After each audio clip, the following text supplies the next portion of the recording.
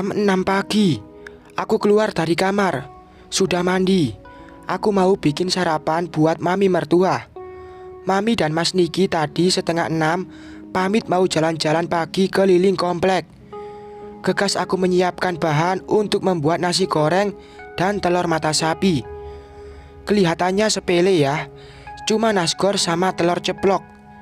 Tapi bagiku yang gak pernah terjun ke dapur, sepiring nasgor adalah perjuangan. Apalagi goreng telur. Pakai tameng panci. Takut kecipratan minyak. Jadi juga 3 piring nasgor ala Chef Ivone. Bibirku tersenyum. Sekalian ku hias juga dengan daun selada dan tomat.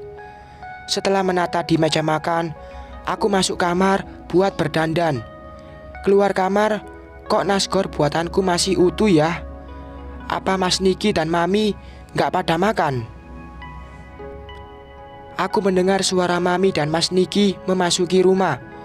Mereka tertawa-tawa, ceria banget. Mami, Mas Niki, ayo sarapan dulu. Nih, Ivone udah bikinin nasgor spesial buat kalian. Senyumku mengembang, berharap dapat pujian dari Mami mertua. Mami dan Mas Niki menghentikan tawa. Mereka saling melirik. Kenapa? Kita udah sarapan, Ivone, ujar Mami sambil tersenyum. Oh ya? Beli apa? Tanyaku. Kok aku nggak dibeliin sepertinya? Tadi kita disuruh mampir, terus dibuatin sarapan sama tetangga sebelah. Tangan Mami menunjuk arah rumah Mbak Dahlia. Baik loh dia, imbuh Mami. Aku tersenyum tapi kecut. Tersenyum kecut aku pada Mas Niki dan Mami mertua. Meredam sesak di dada. Aku menghela nafas berat. Nyesek. Baiklah, aku berangkat dulu, ucapku sambil balik badan. Gak kuat menahan sakit di hatiku. Biar dikatain lebay, gak apa-apa. Kalau mereka beli makanan, aku gak sesakit ini. Tapi mereka, terutama suamiku, bisa-bisanya makan di rumah janda itu. Aku mencari tas kerjaku di kamar. Rasanya pingin teriak. Aku diam di kamar sebentar, menata perasaanku yang rasanya semakin sesak. Pingin gelut. Entar aku makan deh nasgornya. Sentuhan lembut tangan Mas Niki menyibak rambutku dari belakang. Aku menggerakkan kepalaku untuk menghindar. Buang aja, sahutku ketus. Ku ambil tas dan bersiap keluar kamar. Jangan gitu loh, Yang. Suamiku mencoba merayu. Ku gigit bibirku. Selalu begitu. Aku tak pernah bisa menolak rayuan Mas Niki. Kepalaku mengangguk tipis. Di kantor, aku lebih banyak diam. Dari dulu pacaran, aku gak pernah secemburu ini pada Mas Niki. Justru saat pacaran, Mas Niki yang sering melihat cemburuan. Saat sudah menikah, hatiku gampang panas. Suami pulang telat, uring-uringan. Baca status janda sebelah, baper. Segitunya kah menjadi istri? Atau aku yang bucin? Mbak Dahlia cendes cantik. Usianya mungkin 3 tahun di atasku, atau mungkin seusia suamiku. Meski tetangga, aku tidak akrab dengannya. Hidupku lebih sering di kantor daripada di rumah. Aku jarang berinteraksi dengan tetangga. Paling sebatas senyum. Gak terasa sudah jam 2 siang. Aku bersiap untuk pulang. Entahlah, aku enggan pulang rasanya. Kupikir pasti tadi Mami tahu kalau aku kesel. Aku duduk lagi, mengambil HP. Aku membaca satu persatu chat WA dari grup kantor dan grup senam yang ku ikuti. Bibirku tersenyum kecil membaca guyonan mereka.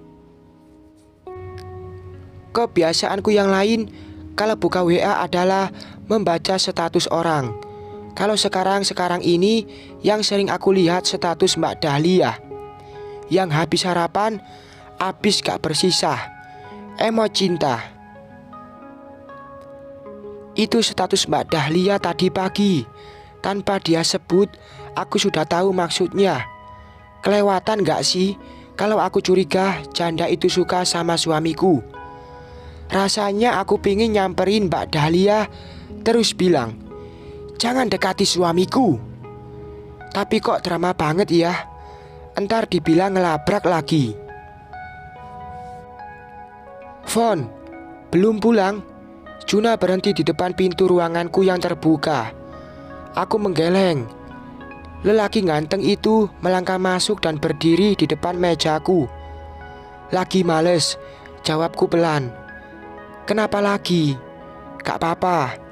Apa niki nyakitin elu?" Sok tahu. Netraku mendelik. Aku berdiri, membetulkan rokku. Resiko punya laki playboy, Fon. Hehehe. Ledek Juna.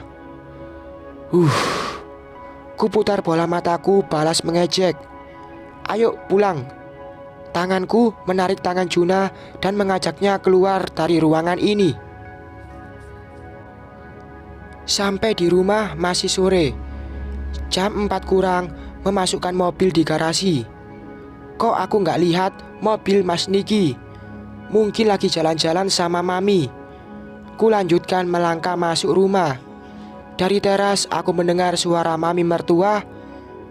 Pintu depan juga gak ditutup. Berarti pada di rumah dong.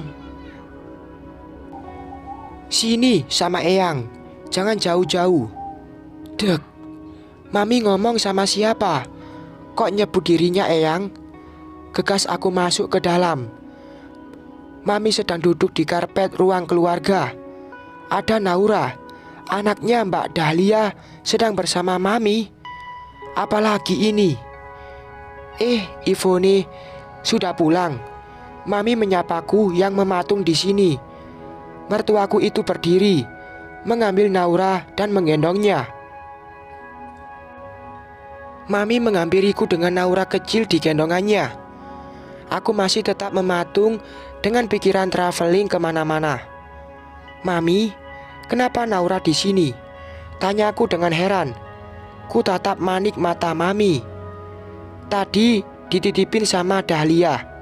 Katanya dia mau ke minimarket depan beli susu," jawab Mami sambil memainkan tangan Naura. Oh, bibirku membulat.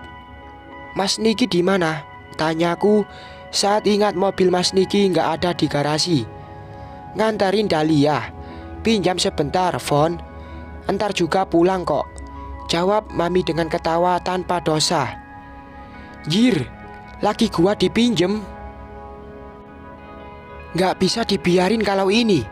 Aku meradang seketika. Apa-apaan suamiku mengantar jendes ke minimarket beli susu lagi. Emang bininya? Kenapa Mami biarin Mas Niki ngantar janda itu? Tanyaku kesal. Raut wajah Mami seketika berubah. Dia tahu aku marah. "Cuma sebentar kok, Fon," jawab Mami tersenyum paksa. Aku gak peduli. Jadi gini, kalau gak ada aku, janda itu main ke sini, ke rumahku sama suamiku. CK. Bersambung.